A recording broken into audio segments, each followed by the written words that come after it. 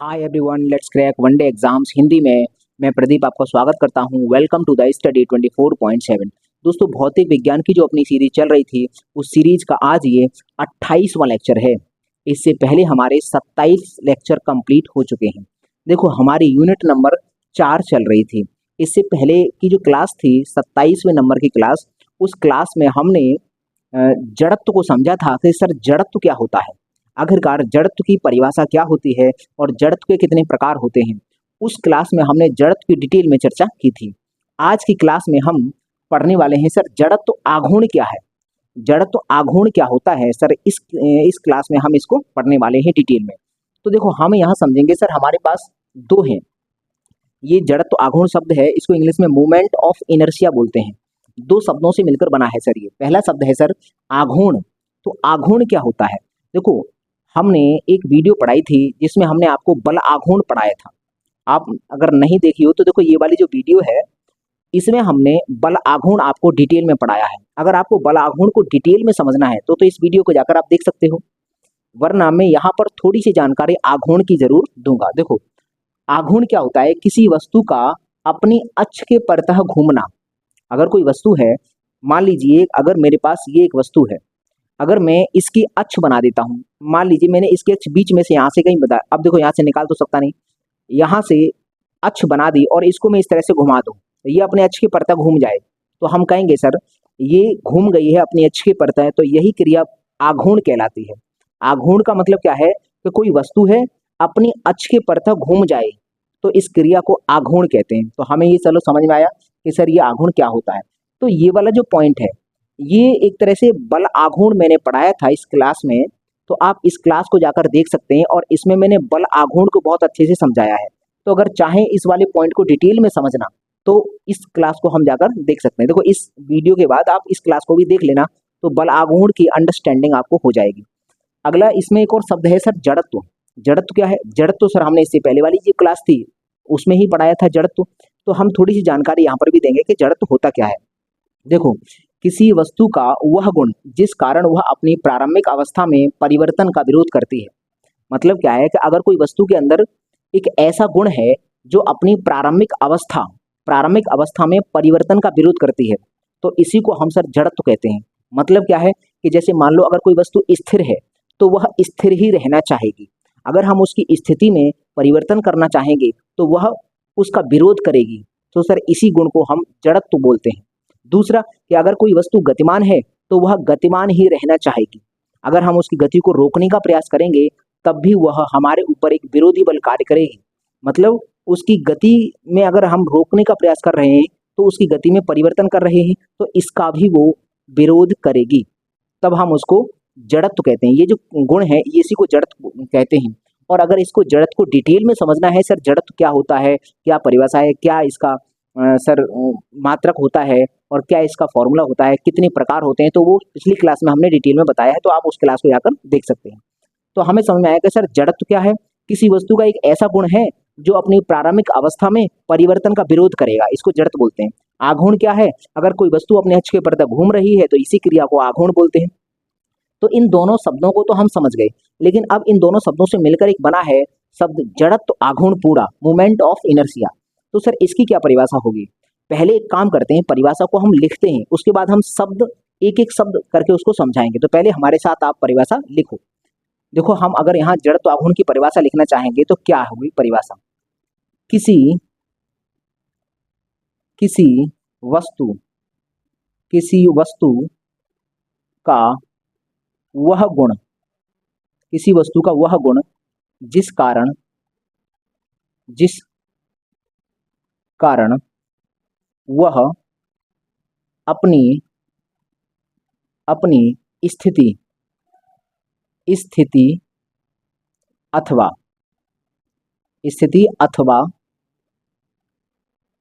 घूर्णन घूर्णन गति में परिवर्तन की दर अथवा घूर्णन गति में परिवर्तन की दर का विरोध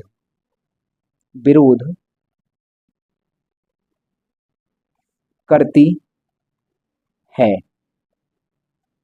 किसी वस्तु का वह गुण किसी वस्तु का वह गुण जिस कारण वह अपनी स्थिति अथवा घूर्णन गति में परिवर्तन की दर का विरोध करती है, तब तब वह गुण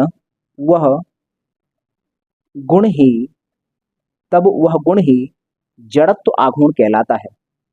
जड़त्व आघूर्ण कहलाता है।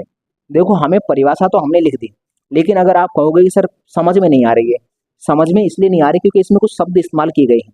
हम इसको समझाते हैं। चलो, किसी वस्तु का वह गुण मतलब किसी वस्तु के अंदर एक ऐसा गुण होगा जिस गुण के कारण वह अपनी स्थिति, कि वो किस स्थिति में है, वो स्थिति या घूर्णन गति में परिवर्तन की दर।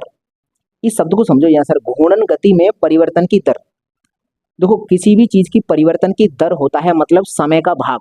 अगर हम बोलें सर वेग परिवर्तन की दर, तो वेग बट्टे समय, वेग परिवर्तन बट्टे समय हो गया। हम कहें सर विभव परिवर्तन की दर, तो विभव परिवर्तन बट्टे समय। जिस भी चीज की दर बताएं उसमें समय का भाग लग जाता है। इसका मतलब ये है फिजिक्स में। तो हम यह समझते हैं सर घूर्णन गति में परिवर्तन की दर क्या है, कि घूर्णन गति मान लीजिए 1 सेकंड में अगर 4 घूर्णन हो रहे हैं तो यही घूर्णन परिवर्तन की दर है। मतलब घूर्णन कर रही है कोई वस्तु, तो उसके अगर मान लीजिए 1 सेकंड में 4 घूर्णन कंप्लीट कर लेती है, और अगर हम इसी 1 सेकंड में घूर्णन 6 करना चाहें कि 1 सेकंड में घूर्णन 6 हो जाए, तो इसका मतलब घूर्णन में हम परिवर्तन करना चाह रहे हैं, हम बढ़ाना चाहते हैं। हम दूसरी कंडीशन ऐसे ही बोल सकते हैं कि सर अगर कोई वस्तु घूर्णन कर रही है 1 सेकंड में अगर 4 घूर्णन कंप्लीट होते हैं उसके, और हम करना चाहते हैं कि सर ये 2 ही घूर्णन कंप्लीट करे, तो सर हम उसकी घूर्णन गति को घटाना चाहते हैं। तो ये जो है ये शब्द, इसका मतलब है घूर्णन गति में परिवर्तन की दर का मतलब है कि घूर्णन गति में जो परिवर्तन हो रहा है उसमें समय का भाग लगा दिया इसको, इसका मतलब ये है।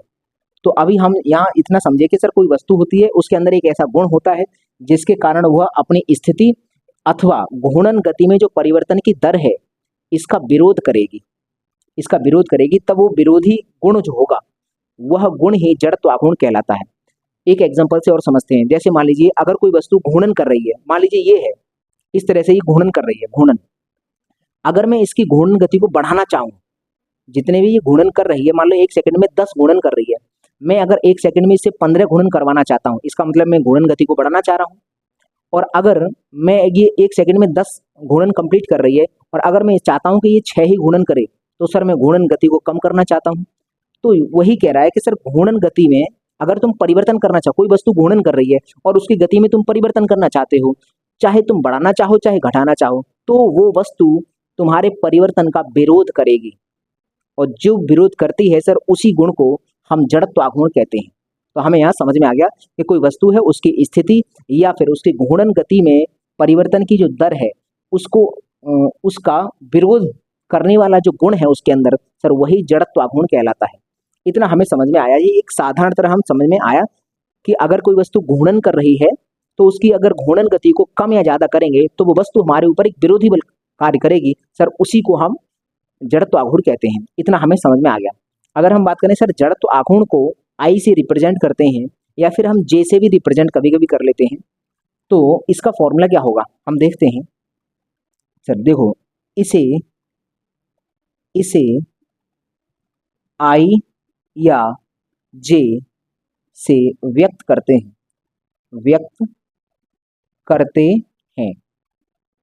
अब हम बात करें सर फॉर्मूला क्या होगा, तो इसका फॉर्मूला होता है आई बराबर एम इंटू आर स्क्वायर।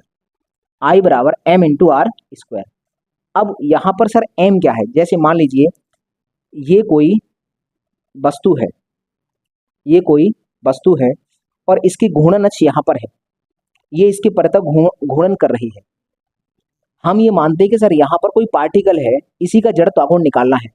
इसका जो द्रव्यमान है वो m1 है या m है, मान लीजिए m द्रव्यमान है, और यहाँ से घूर्णन से इसकी दूरी जो है वो r है। तो अगर हम इसका जड़त्व आघूर्ण निकालना चाहेंगे तो इस पार्टिकल का द्रव्यमान मल्टीप्लाई बाई घूर्णन से दूरी, और उसका दूरी का वर्ग कर देंगे, इसका मल्टीप्लाई करके जो भी वैल्यू आएगी सर वही जड़त्व आघूर्ण कहलाती है। अब हम यहाँ से एक बात समझ सकते हैं, इसे जो जड़त्व आघूर्ण होता है वो सर द्रव्यमान पर डिपेंड करता है। दूसरा सर दूरी पर भी डिपेंड करता है कि घूर्णन अक्ष से कितनी दूरी पर है। इन दो बातों पर जड़त्व आघूर्ण निर्भर करता है। यहाँ से मात्रक निकालते हैं सर। मात्रक देखो, यहाँ से अगर मात्रक की बात करेंगे, मात्रक, तो मात्रक तो द्रव्यमान का तो किलोग्राम होता है, किलोग्राम, और इस आर का मीटर स्क्वायर होता है, तो मीटर स्क्वायर।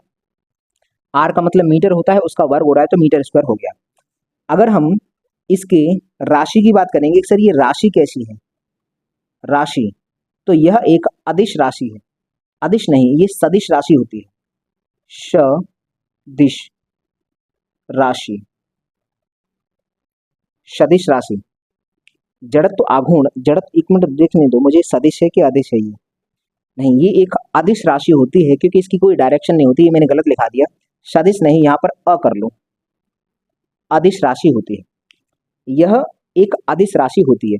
सर इसका विमीय सूत्र क्या होगा, तो हम देखते हैं सर, विमीय, विमीय सूत्र, विमीय सूत्र की बात करेंगे तो किलोग्राम का तो एम होता है, और मीटर मतलब ये दूरी है, दूरी का एल होता है, तो एल स्क्वायर। देखो यहाँ टी नहीं है, तो अगर चाहें तो हम टी जीरो भी कर सकते हैं, तो ये इसका विमीय सूत्र हो गया। तो जड़त्व आघूर्ण का मात्रक ये हो गया, अदिश राशि है, और इसका सर विमीय सूत्र ये हो गया। हम यहाँ से भी दो नोट पॉइंट और समझेंगे कि सर जड़त्व आघूर्ण से संबंधित दो नोट पॉइंट क्या है। तो पहला नोट पॉइंट हम समझते हैं यहाँ पर, NOTE, नोट पॉइंट नंबर पहला, देखो अगर कोई वस्तु स्थिर है, अगर कोई वस्तु विराम अवस्था में है, तो उसका जड़त्व आघूर्ण जितना अधिक होगा, उस वस्तु का संतुलन उतना ही अच्छा होगा। पहले हम इसको नोट पॉइंट को लिखते हैं, उसके बाद हम एग्जांपल से समझाएंगे। यदि यदि कोई वस्तु यदि कोई वस्तु विराम अवस्था में है, विराम अवस्था में है, तो उसका जड़त्व आघूर्ण, तो उसका आई फॉर जड़त्व आघूर्ण, तो उसका जड़त्व आघूर्ण जितना अधिक होगा, जितना अधिक होगा, जितना अधिक होगा, उसका संतुलन उतना ही अधिक होगा।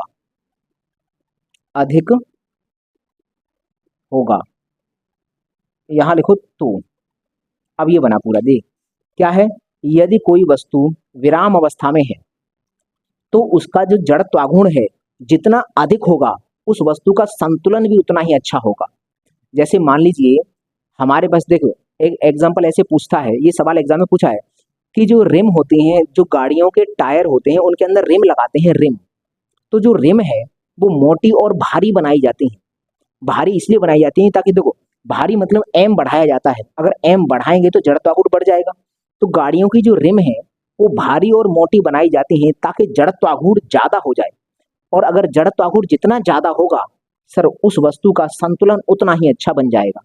मतलब हमारे पास मान लीजिए दो रिम है, एक हल्की है और एक भारी है, दोनों हमने रख दी, तीव्र गति से आंधी आ गई, तो सर कौन सी रिम का संतुलन बिगड़ सकता है, जो हल्की होगी सर वो गिर सकती है, और जो भारी होगी उसका संतुलन नहीं बिगड़ेगा। दूसरा हम एक और एग्जांपल से ऐसे समझ लेते हैं कि मान लीजिए हमारे पास दो गाड़ियां हैं, एक गाड़ी या दो गाड़ी छोड़ो, एक साइकिल है, साइकिल, तो एक साइकिल में दो पहिए होते हैं, एक पहिए में हमने हल्की रिम लगाई है जो हल्की है, और एक पहिए में हमने भारी रिम लगाई है। तो जब हम उस साइकिल को चलाएंगे, तो चलाने के दौरान वो जो साइकिल होगी उसका जो रिम हल्की होगी सर, वो टूटने का उसका खतरा है, वो अनबैलेंस कर देगी, उस रिम के कारण साइकिल अनबैलेंस रहेगी, बैलेंस नहीं बन पाएगा साइकिल का। लेकिन रिम जितनी भारी होगी उतनी, जैसे मान लीजिए कोई गाड़ी की रिम है बहुत भारी है, तो इसका मतलब वो गाड़ी जमीन से चिपक कर बहुत अच्छे से चलेगी, आपको जो छोटे छोटे खड्डे होंगे उनमें आराम से निकल जाएगी, वो रिम झेल जाती है।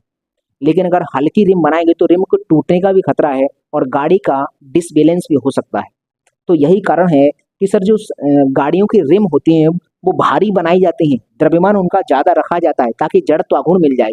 यही मैंने बोला है कि अगर कोई वस्तु विराम अवस्था में है, खड़ी है, तो उसका बैलेंस बनाना है, तो सबसे अच्छा बैलेंस उसका कहाँ होगा, उसका सबसे अच्छा बैलेंस तब होगा जब उसका द्रव्यमान हम ज़्यादा कर देंगे। तो हम यहाँ लिखेंगे यही कारण है, देखो ये जो बात लिख दी ना, यही कारण है, यही कारण है कि गाड़ियों गाड़ियों गाड़ियों की रिम, गाड़ियों का जो टायर होता है, टायर के अंदर रिम लगी होती है लोहे की, भारी होती है मोटी होती है। तो यही कारण है कि गाड़ियों की रिम भारी भारी तथा मोटी मोटी बनाई जाती है, बनाई जाती है। मतलब हमें समझ में आएगा, अगर कोई वस्तु को अगर बहुत संतुलन बनाना है, उसको स्थिर रखकर संतुलन बनाना है उसका, तो सर वहां पर संतुलन कहाँ बनेगा? सर संतुलन वहां बनेगा जहां जड़त्व आघूर्ण ज्यादा होगा। और सर जड़त्व आघूर्ण की वैल्यू ज्यादा कब हो जाएगी? जब हम एम बढ़ा देंगे, एम का मान बढ़ा देंगे, तो सर जड़त्व आघूर्ण वहीं ज्यादा हो जाएगा, तो संतुलन भी वहीं पर आ जाएगा। दूसरा एक और बात होती है, एक और चलो एग्जाम्पल लेते हैं हम इस चीज को, एक और एग्जाम्पल से समझते हैं। जैसे मान लीजिए तुम्हारे बुजुर्ग दादाजी हैं, आप उनको दवाई दिलवाने ले जा रही हो। एक व्यक्ति के पास तो कार है, दादाजी को कार में बिठा लिया। दूसरे व्यक्ति दूसरा थोड़ा गरीब है बेचारा, उसने साइकिल पर बिठा लिया। वो साइकिल पर बिठा कर ले जा रहा है और ये कार में बिठा कर ले जा रहा है। अब हम जानते हैं सर कार भारी होती है, रिम भी उसकी भारी होंगी, साइकिल हल्की होती है, उसकी रिम भी हल्की होंगी। तो जब सड़क पर जाएगा, मान लीजिए सड़क पर छोटे छोटे गड्ढे हैं, तो जो साइकिल पर बैठा होगा, साइकिल पर जो दादाजी बैठे होंगे, उनको ज़्यादा दिक्कत हो जाएगी, उनको ज़्यादा दिक्कत हो जाएगी, क्योंकि वो रिम हल्की है, वो डिसबैलेंस करवाएगी गाड़ी का। लेकिन जो भारी है वह अगर जाएगा तो उसमें दादाजी को दिक्कत नहीं होगी। तो कुल मिलाकर भारी होगी रिम और भारी होगी तो उसका जड़त्व आघूर्ण ज़्यादा होगा और उतना ही संतुलित अवस्था में वो गाड़ी चलेगी। और जितना सर हल्का होगा उतना ही हमको समस्या आ जाएगी। तो इस नोट पॉइंट को हम समझ चुके हैं और ये हम एग्जाम्पल समझ चुके हैं। ये देखो एग्जाम में क्वेश्चन आएगा कि जो गाड़ियां होती हैं उनकी रिम भारी और मोटी बनाई जाती हैं, क्यों? ताकि जड़त्व आघूर्ण हमको प्राप्त हो जाए, ताकि उसको अच्छा खासा जड़त्व आघूर्ण मिल जाए, ताकि गाड़ी का संतुलन बना रहे, इसके कारण ही होता है। तो हमें ये दूसरा एक नोट पॉइंट ये समझ में आया। दूसरा हम यहाँ पर नोट पॉइंट लिखते हैं, चलो यहाँ लिखते हैं, दूसरा नोट पॉइंट हम यहाँ लिखते हैं। दूसरा होता है कि जैसे मान लीजिए कोई वस्तु घूर्णन कर रही है, अगर कोई वस्तु घूर्णन कर रही है तो घूर्णन करने के लिए क्या होता है, जितना जड़त्व आघूर्ण कम होगा उतना अच्छा उसका संतुलन बन जाएगा। देखो यहाँ पर क्या था, वस्तु अगर विराम अवस्था में है, वस्तु अगर विराम अवस्था में है तो उसका संतुलन अगर बनवाना है तो सर उसका जड़त्व आघूर्ण मैक्सिमम होना चाहिए। और अगर वस्तु वस्तु अगर घूर्णन कर रही है, एक जगह पर खड़ी है लेकिन घूर्णन कर रही है और घूर्णन कर रही है, तब उसका संतुलन अच्छा बनाना है तो सर जड़त्व आघूर्ण मिनिमम होना चाहिए। तो हम पहले नोट पॉइंट लिखते हैं, उसके बाद में एग्जांपल से समझाता हूँ। एग्जांपल से जैसे इसको आप समझ गए हो। देखो यहाँ ये मत समझना कि सर यहाँ तो गाड़ी चल रही थी, अरे गाड़ी चल रही थी, वो रेखीय गति कर रही थी। गाड़ी की रेखीय गति हम समझते हैं, वहां पर पहिए घूर्णन गति कर रहे हैं। लेकिन अगर हम दादाजी गाड़ी में बैठे हैं, सर वो तो स्थिर हैं, उनकी हम बात कर रहे हैं, उनको समस्या होगी नहीं होगी। तो दादाजी गाड़ी पर बैठे, गाड़ी के अंदर बैठे हैं या फिर साइकिल पर बैठे हैं, तो वो तो स्थिर हैं। अब घूर्णन कौन कर रहा है? दादाजी तो घूर्णन कर नहीं रहे, घूर्णन कौन कर रहा है? पहिए कर रहे हैं। तो वो अलग बात है, हमें दादाजी की बात कर रहे हैं कि वो क्या है, वो किस स्थिति में है, विराम अवस्था में है। तो जो विराम अवस्था में होगा उसको कम प्रॉब्लम कहाँ होगी, जहां जड़त्व आघूर्ण मैक्सिमम होगा, गाड़ी में दिक्कत ज्यादा नहीं होगी। क्यों? क्योंकि सर वो भारी है। और साइकिल पर दिक्कत होगी, क्यों? क्योंकि वो हल्की है। ठीक है, तो ये हो गया विराम अवस्था। किसकी बात करता हूँ? जो व्यक्ति उसमें बैठा है उसकी बात कर रहा हूँ, ये विराम अवस्था में है। अगला है, हम यहाँ पर लिखते हैं सर गतिमान। मतलब गतिमान का मतलब घूर्णन कर रहा है कोई वस्तु। अगर कोई वस्तु, कोई मालूम मैं ही एक टेबल पर खड़ा हो गया, जैसे मान लीजिए, उदाहरण पहले समझ, एक उदाहरण से मैं पहले समझाता हूँ, उसके बाद हम लिखेंगे। मान लीजिए मैं एक टेबल पर खड़ा हो गया और टेबल घूम रही है, घूर्णन कर रही है। मैंने अपने हाथ ऐसे फैला लिए, हाथ अपने फैला लिए, इसका मतलब ये है कि सर जो द्रव्यमान था मेरा अभी यहाँ पर था, हाथ अगर मैं फैला लूंगा तो द्रव्यमान जो होगा, मास एम जो होगा, एम वो आर बढ़ जाएगा। इसका आर मतलब ये जो द्रव्यमान है ये पास में अगर लाएंगे तो आर कम हो जाता है, और अगर इसको मैं दूर ले जाऊंगा तो आर कैसा होगा, बढ़ेगा। और अगर मान लीजिए इसको मैं दूर ले गया, हाथ ऐसे अगर मैंने फैला लिए, और अगर मेज ऐसे घूम रही है तो मैं डिसबैलेंस हो सकता हूँ, गिर सकता हूँ। लेकिन अगर मैं अपने हाथ ऐसे सिकोड़ के ऐसे खड़ा हो जाऊंगा और अगर मेज घूम रही है तो मैं आराम से इस तरह से घूमता रहूंगा और मेरा बैलेंस जो होगा बना रहेगा। ये एक एग्जाम्पल तो हम यहाँ से समझे कि सर अगर ये सवाल एग्जाम में पूछा जा चुका है कि अगर एक व्यक्ति को एक ऐसी गोल मेज पर खड़ा कर दिया जाता है और वो मेज घूर्णन कर रही है। अगर एक व्यक्ति अपने हाथ फैला लेता है तो क्या होगा? तो सर उसका जो जड़त्व आघूर्ण होगा, हाथ फैलाएगा, हाथ फैलाएगा तो m को दूर ले जाएगा, मतलब r की वैल्यू बढ़ा देगा, r बढ़ा देगा। और अगर r बढ़ाएगा तो सर जड़त्व आघूर्ण बढ़ जाएगा। तो जड़ जैसे ही उसने हाथ फैलाए वैसे ही उसका जड़त्व आघूर्ण बढ़ जाएगा। और अगर कोई वस्तु घूर्णन कर रही है तो जड़ बैलेंस बनाने के लिए जड़त्व आघूर्ण मिनिमम होना चाहिए, लेकिन हाथ फैलाने से तो क्या होगा? जड़त्व आघूर्ण बढ़ जाएगा। और अगर जड़त्व आघूर्ण बढ़ा तो बैलेंस गड़बड़ हो जाएगा, डिसबैलेंस होकर वो व्यक्ति गिर सकता है। पहले हम एक और लिखते हैं इसको, उसके बाद में एक बहुत बेहतरीन एग्जाम्पल आपको दूंगा, उससे आप बहुत अच्छे से इसको समझोगे क्या है। तो पहले हम इसको लिखते हैं, चलो। यदि यदि एक वस्तु घूर्णन कर रही है तो यदि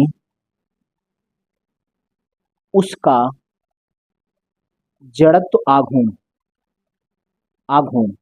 तो यदि हटाओ यहां से, तो उसका जड़त्व आघूर्ण जितना कम होता है, जितना कम होगा तो वह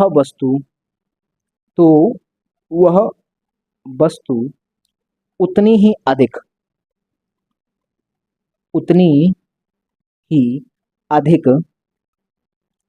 संतुलित होगी।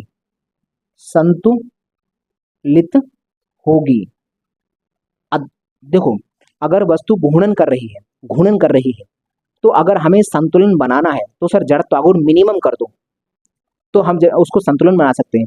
और अगर वस्तु स्थिर है तो जड़त्व आघूर्ण बढ़ा दो तब संतुलन होगा। और अगर घूर्णन कर रही है तो सर जड़त्व आघूर्ण को मिनिमम कर दो तो उसका संतुलन बन जाएगा। देखो, तुमने एक खेल देखा होगा। एक खेल क्या होता है कि गोल मेज होती है, उस गोल मेज पर बहुत सारे लोग बैठ जाते हैं, फिर उस गोल मेज को घुमाते हैं। धीमे धीमे क्या होता है कि जैसे जैसे गोल मेज घूमती है वैसे वैसे लोग हैं बाहर की तरफ गिरना स्टार्ट हो जाते हैं। और अंत में एक व्यक्ति बचता है, मात्र एक व्यक्ति, वो व्यक्ति फिर वो जीत जाता है।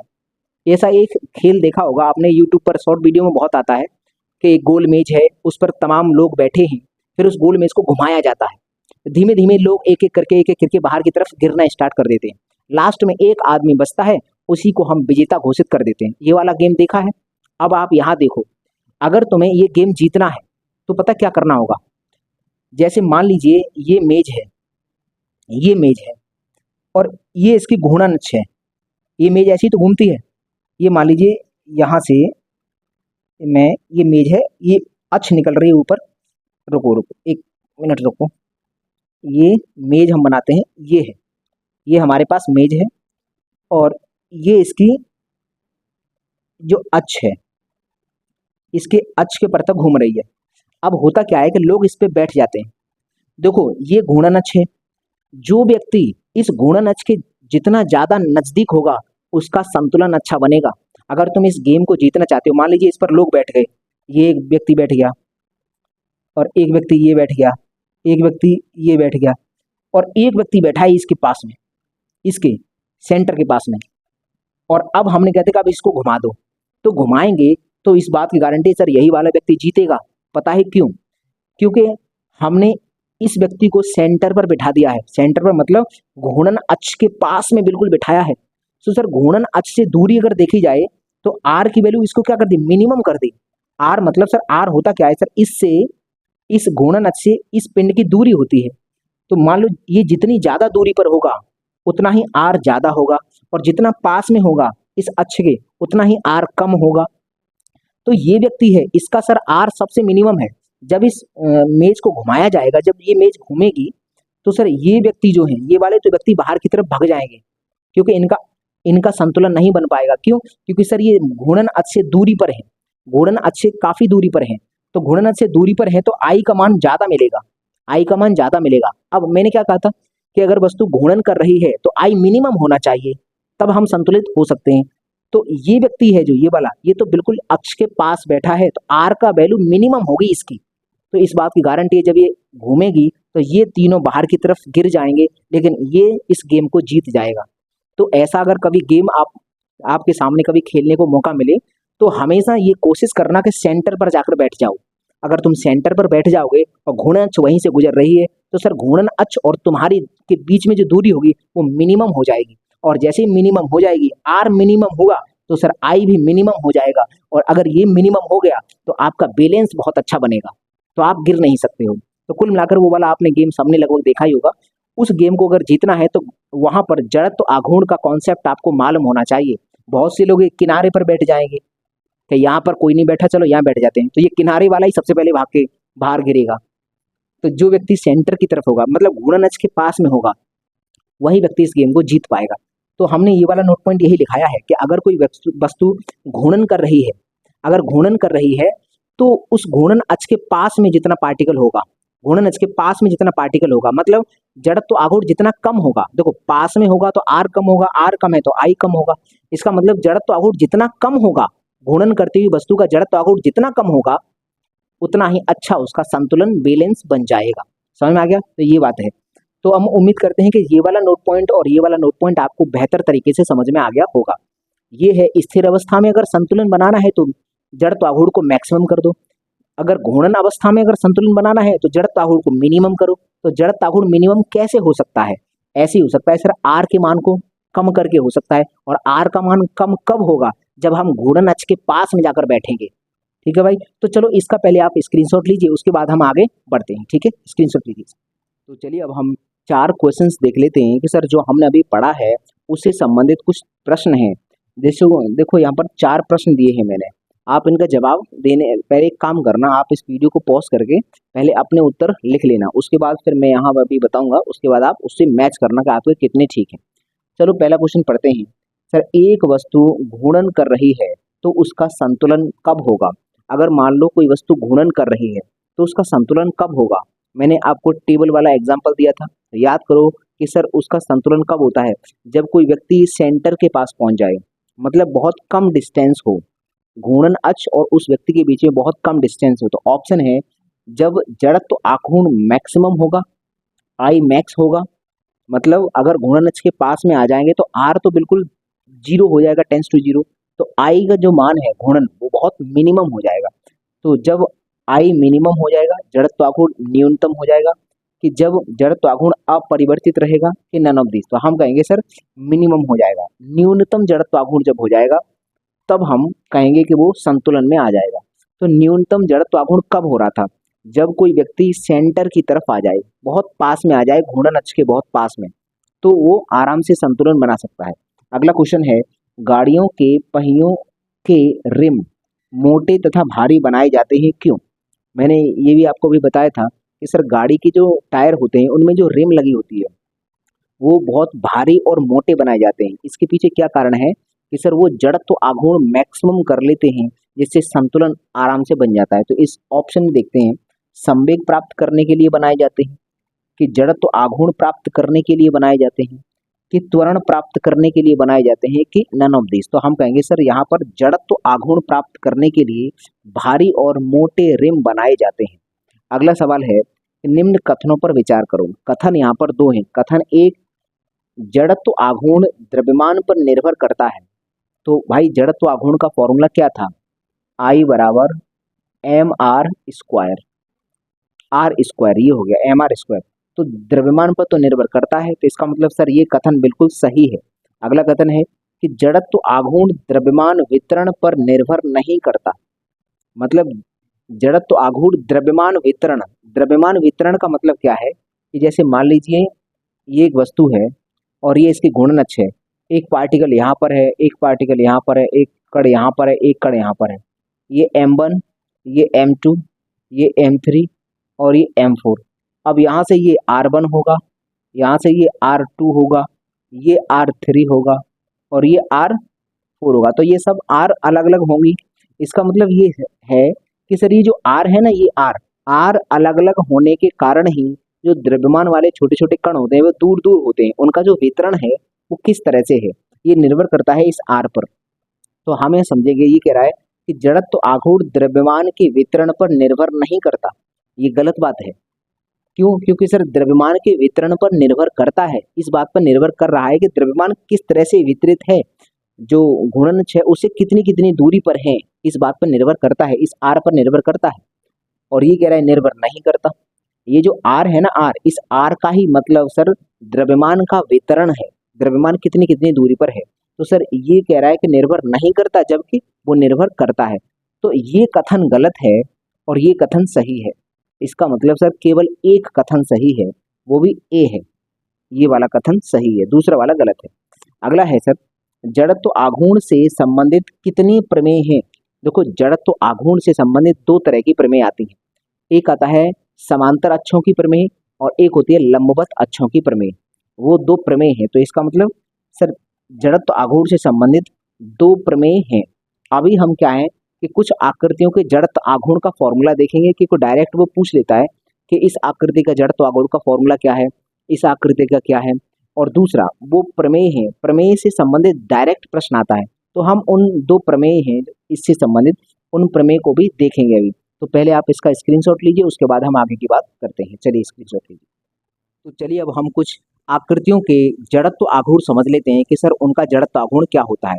तो देखो यहाँ पर है सर्कल, सबसे पहले वृत्त, वृत्त को हम वलय भी कहते हैं, रिंग, वलय। तो वृत्त के सेंटर ऑफ मास, सीएम मतलब सेंटर ऑफ मास से गुजरने वाली अक्ष के परतः जड़त्व आघूर्ण। तो ये एक सर्कल है। देखो सर्कल क्या होता है, चूड़ी, चूड़ी आपने देखी है, चूड़ी में बीच में एक सेंटर होगा, लेकिन वो सेंटर कहीं हवा में होगा। सर वहीं पर एक अक्ष मानी जाए और उसके परितः अगर घुमाएं, तब उसका जड़त्व आघूर्ण का फॉर्मूला क्या होता है। तो हमें याद रखेंगे कि आई बराबर एम आर स्क्वायर। आर यहाँ पर ये इसकी रेडियस है और एम इस सर्कल का द्रव्यमान है। तो हम याद रखेंगे सर, अगर कोई वृत्त है या फिर वलय जिसको हम बोलते हैं, उसके सेंटर से गुजरने वाली अक्ष के परितः अगर जड़त्व आघूर्ण निकालेंगे तो एम आर स्क्वायर होता है। अगर हम सर्कल के, जैसे चूड़ी है, मान लो ये चूड़ी है गोल, और मैं उसके व्यास से गुजरते हुए इस तरह से एक वो कर लूँ, एक अक्ष बना लूँ। मतलब एक तो होता है सेंटर से इस तरह से, लेकिन मैं उसके व्यास की परत इस तरह से एक अक्ष बना दी जाए, तब हम उसको घुमाएं तो सर ये जो है इस तरह से घूमेगा। तो वृत्त के व्यास की परत अगर जड़त्व आघूर्ण निकाले जाएगा तो 1/2 एम आर स्क्वायर, ये फॉर्मूला बन के आता है, हमें याद रहे। ये एक रॉड है, एम द्रव्यमान की ये भी रॉड है, एम द्रव्यमान ये भी है, एल लंबाई है, एल लंबाई है। तो ये है इसकी, ये मैं मानता हूँ सर रॉड के जस्ट बीच बीच में एक अक्ष है। इस अक्ष के परत निकालेंगे तो सर हम यहाँ लिखते हैं सर आई ए, आई ए निकालेंगे तो सर ये होता है एम इस रॉड का द्रव्यमान और एल स्क्वायर अपॉन 12, हम ये याद रखेंगे सर ये होता है 12, एम एल स्क्वायर अपॉन 12। और अगर हम ये वाली अक्ष बनाएंगे, इस अक्ष के परत अगर घुमाने का प्रयास करेंगे तो हम देख सकते हैं सर यहाँ पर इसका आई अगर हम निकालेंगे तो आई बराबर एम एल स्क्वायर, एम थोड़ी बड़ी बनाते हैं, एम एल स्क्वायर अपॉन 3, ये हम याद रखेंगे। देखो इधर आपको डायग्राम में दिख रहा होगा, रॉड है ये, इस वाली अक्ष के परत है एम एल स्क्वायर अपॉन 12 और इस वाली अक्ष के परत है एम एल स्क्वायर अपॉन 3 होता है। अगला है सर गोले के केंद्र से एक गोला होता है।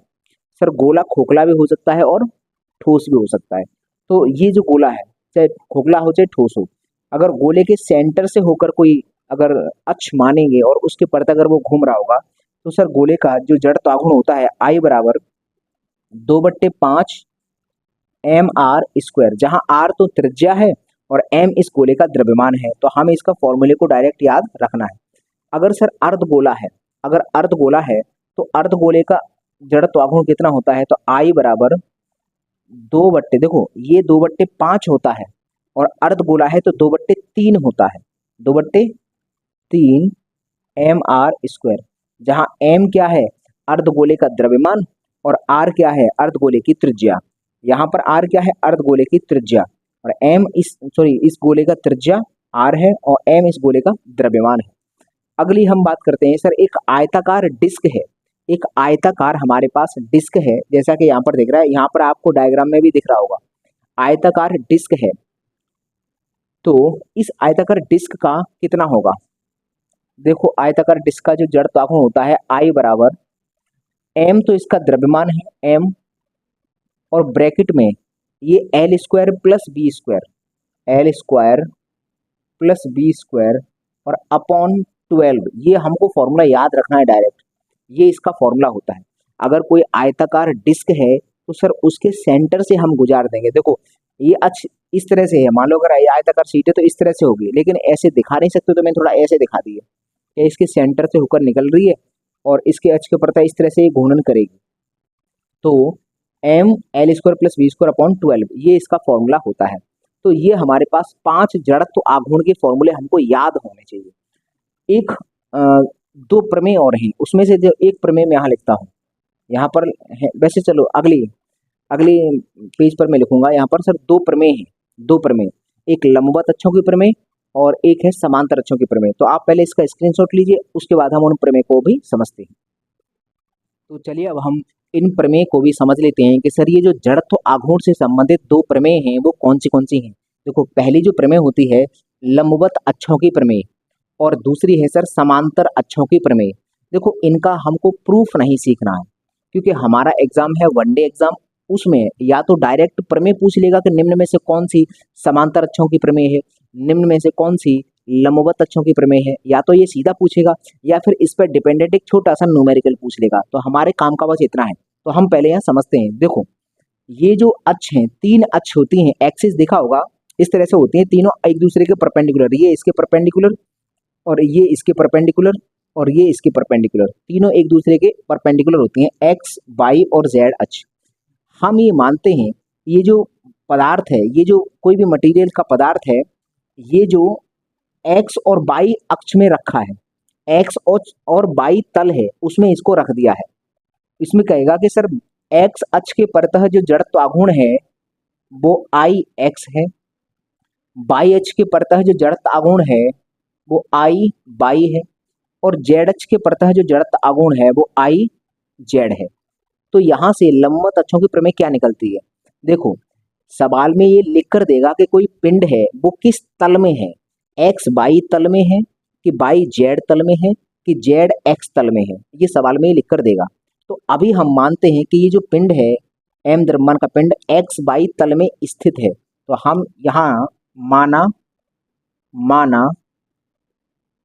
पिंड एक्स वाई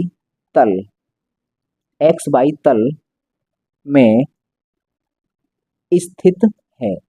तो देखो जिस तल में कोई पिंड स्थित होता है उस तल में दो अक्ष होती हैं। जैसे मान लो एक्स वाई तल है तो इसमें सर एक्स अक्ष होगी और वाई अक्ष होंगी। फिर सवाल में बोलेगा कि एक्स अक्ष के परतः इसका इतना है जड़त्व आघूर्ण, वाई अक्ष के परतः इसका इतना है जड़त्व आघूर्ण, तो जेड अक्ष के परतः बताओ। तो कुल मिलाकर सर ये वाला देगा और ये वाला देगा। मतलब कोई पदार्थ है जिस तल में स्थित है उसमें दो अक्ष होती हैं, तो इन दोनों अक्षों का अगर जड़त्व आघूर्ण दे दिया तो सर तीसरे वाले का जड़त्व आघूर्ण निकालना बहुत आसान है। तो फॉर्मूला होता है आई जेड बराबर आई एक्स प्लस आई वाई। डायरेक्ट हमको ये याद रखना है। होता क्या है, ये वो अक्षे हैं जिन अक्षों में वो वस्तु स्थित है। मान लीजिए सर अगर वस्तु, हमने तो माना पिंड एक्स वाई तल में है, अगर हम ऐसे बोल दें कि माना पिंड बाई जेड तल में हो, तो प्रमेय क्या हो जाएगी? तो बाई अक्ष के परतः जड़त्व आघूर्ण दिया होगा, जेड अक्ष के परतः भी जड़त्व आघूर्ण दिया होगा, इन दोनों का जोड़ेंगे तो एक्स अक्ष के परतः निकल आएंगे। तो आई एक्स बराबर आई वाई प्लस आई जेड, ये प्रमेय, तो प्रमेय का रूप ये हो जाएगा। और अगर वो जेड एक्स तल में है तो फिर उस हिसाब से भी हम बना सकते हैं कि अगर सर तल कौन सा है, चलो तीसरी भी कंडीशन, माना जो पिंड है, पिंड जेड एक्स तल में है, तो क्या हो जाएगा सर, जेड एक्स में है तो सर बाई के परतः निकालेंगे, तो आई बाई बराबर I Z plus I x. तो ये लंबवत अक्षों की प्रमेय का रूप बदल जाता है। तो हमें अगर डायरेक्ट सवाल में ही देगा कि एक्स अक्ष के, मान लीजिए वो सवाल में लिख कर देगा कि ये जो वस्तु है वो एक्स बाई प्लेन में है, ये वस्तु एक्स बाई प्लेन में है, एक्स अक्ष के परतः जड़त्व आघूर्ण 10 है और वाई अक्ष के परतः जड़त्व आघूर्ण 15 है, तो जेड अक्ष के परतः बताओ। तो 10 और 15 सीधा सीधा यहाँ वैल्यू रखेंगे, 10 और 15 जोड़ देंगे 25 हो जाएगी, तो आंसर आ जाएगा 25। इस तरह से सवाल आएगा, बहुत आसान सा। कैसा सवाल आएगा? जैसे एक क्वेश्चन में, चलो यहाँ लिख देता हूँ, यहाँ लिख दे रहा हूँ, यहाँ पर एक क्वेश्चन बना लेते हैं। यदि यदि वस्तु वस्तु एक्स वाई प्लेन में है तथा एक्स अक्ष के परितः, मतलब आई एक्स बराबर 10 kg इंटू मीटर स्क्वायर तथा आई वाई बराबर 15 kg इंटू मीटर स्क्वायर है तो आई जेड बराबर क्वेश्चन मार्क। डायरेक्ट ये सवाल पूछ लेगा कि सर एक वस्तु एक्स वाई प्लेन में है तो एक्स अक्ष के परितः जड़त्व आघूर्ण दे रखा है 10, वाई अक्ष के परितः जड़त्व आघूर्ण दे रखा है 15, तो जेड अक्ष के परितः पूछ लिया है। तो सर हम जानते हैं एक्स वाई में है, तो सर एक्स वाई अक्ष के दोनों जड़त्व आघूर्ण जोड़ देंगे तो जेड अक्ष का निकल आएगा। तो हम डायरेक्ट निकालेंगे सर आई जेड बराबर 10 + 15, तो हम लिख देंगे sir 25 kilogram into metre square, ये मीटर स्क्वायर हो गया, इंटू मीटर स्क्वायर, ये हमारा आंसर आ गया। 10 + 15 25 हो गया। तो ये हो गया। इस पर डिपेंडेंट इस तरह का आसान सा सवाल आएगा आपके वनडे एग्जाम में, यदि आएगा तो। अगर हम अब देखते हैं सर समांतर अक्षों की प्रमेय क्या होती है, तो समांतर अक्षों की प्रमेय होती क्या है, देखो ये है इसकी घूर्णन अक्ष, ये क्या है, ये है घूर्णन अक्ष, घूर्णन अक्ष। हम मान के चलते हैं कि ये वाली जो अक्ष है, ये वस्तु जो है इसी अक्ष के परितः घूम रही है। ये क्या है, इसका सीएम, ये सेंटर ऑफ मास है, सेंटर ऑफ मास से गुजरने वाली ये अक्ष है। तो इसके परितः हम नहीं घुमा रहे वस्तु को, हम वस्तु को इसके परितः घुमा रहे हैं। ये जो है ना इसके परितः इस तरह से घूम रही है। एम इसका टोटल द्रव्यमान है। और अब हम बात करते हैं सर इसका कितना होगा, तो यहाँ पर फॉर्मूला होगा इस अक्ष के परितः जड़त्व आघूर्ण आई बराबर आई सी एम। आई सी एम का मतलब क्या हो गया कि सर जड़त्व आघूर्ण निकालना है इस अक्ष के परितः, जितना भी आएगा वो जड़त्व आघूर्ण प्लस एम और इंटू आर स्क्वायर। एम क्या है, इस पिंड का द्रव्यमान है, और आर क्या है सर, इनके बीच की दूरी है। एम क्या है, इस पिंड का द्रव्यमान है, और आर क्या है, इनके बीच की दूरी है। तो ये है सर समांतर अक्षों की प्रमेय, ये समांतर अक्षों की प्रमेय है। यहाँ हमेशा याद रहे सर आर क्या है, इन दोनों समांतर अक्षों, ये दोनों अक्ष समांतर हैं, इन दोनों समांतर अक्षों के बीच की दूरी आर है। एम द्रव्यमान हमने कंसीडर किया है। देखो वैसे जड़त्व आघूर्ण का अगर हम बात करें सर, जड़त्व आघूर्ण का फॉर्मूला, एक जनरल फॉर्मूला क्या होता है, क्योंकि कोई पिंड है तो वो बहुत सारे कणों से मिलकर बना होगा, हर एक मान लीजिए n कणों से मिलकर बना है, तो m1 m2 m3 m4 dot dot mn, इस तरह से उनका द्रव्यमान होगा, और उनकी जो अच्छी दूरियां होंगी वो भी x1 x2 नहीं सर r1 r2 r3 इस तरह से होंगी। तो हम I बराबर यहाँ लिखते हैं एम आर स्क्वायर, लेकिन यहाँ पर यहाँ लिखो समेशन का चिन्ह लगाते हैं पहले, और यहाँ लिखते हैं I बराबर 1 to n, और यहाँ लिखते हैं एम आई और आर आई का स्क्वायर। ये जनरल फॉर्मूला है, ये जड़त्व आघूर्ण का, जड़त्व आघूर्ण आघूर्ण का सामान्य सूत्र। अगर हमें जड़त्व आघूर्ण का जो जनरल फॉर्मूला निकालना है तो सर वो ये होता है जनरल, मतलब आई बराबर 1 से लेकर n होता है, मतलब कोई भी कण है, जैसे मान लीजिए कोई पिंड है तो सर एक m1, मान लीजिए ये m2 है, और ये m3 है, और फिर ये मान लो mn है, और ये इसकी गुणनफल है। तो यहाँ से जो दूरियां होंगी ये r3, ये सर r2, ये वाली r1 और ये वाली rn, तो इसी तरह से दूरियां भी डिफरेंट हैं और कणों का द्रव्यमान भी अलग अलग है। तो इसको हम डायरेक्ट n कण माने हैं, तो सर n कणों के लिए जनरल फॉर्मूला ये जड़त्व आघूर्ण का है, ये जनरल फॉर्मूला भी याद रखना है। समांतर अक्षों की प्रमेय ये है। अगर यहाँ से सवाल देगा तो सवाल में सब कुछ डेटा देगा कि कोई पिंड है, उसके द्रव्यमान केंद्र से गुजरने वाले अक्ष के परितः जड़त्व आघूर्ण सवाल में दे देगा, उस पिंड का द्रव्यमान सवाल में दे देगा, और समांतर अक्षों के बीच की दूरी भी सवाल में दे देगा। तो आपको बस वैल्यू यहाँ पर पुट करनी है और रख कर केवल कैलकुलेशन करनी है, आराम से इसको सवाल को कर सकते हो।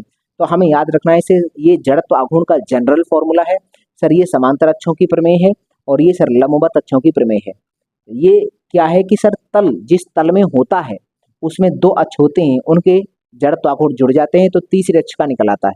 इस तरह से हम ये प्रमेय भी समझ चुके हैं। तो ये हुआ हमारा सर जड़त्व आघूर्ण आखिरकार क्या होता है, उसको हमने डिटेल में यहाँ समझ लिया। तो बस आप लगातार हमारे देखो यहाँ पर क्या है, हाँ ठीक है, हो गया, इतना ही है। तो इतना जितना भी मुझे पढ़ाना था सब कुछ इसमें आ गया है।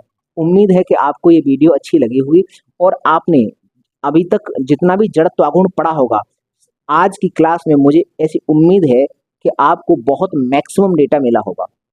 आपने इंटरमीडिएट में पढ़ा होगा तो इनका प्रूफ देखा होगा, लेकिन हमारे काम का प्रूफ है ही नहीं, प्रूफ हमारे काम का नहीं है। हमारे काम का बस ये है, डायरेक्ट हमको याद रहे, बस हमारा काम हो जाएगा। तो चलिए आप इसका स्क्रीनशॉट लीजिए। अब मुझे दीजिए इजाज़त, मैं मिलता हूँ आपको अगली वीडियो में। तब तक के लिए नमस्कार दोस्तों। चलिए आप इसका स्क्रीनशॉट लीजिए।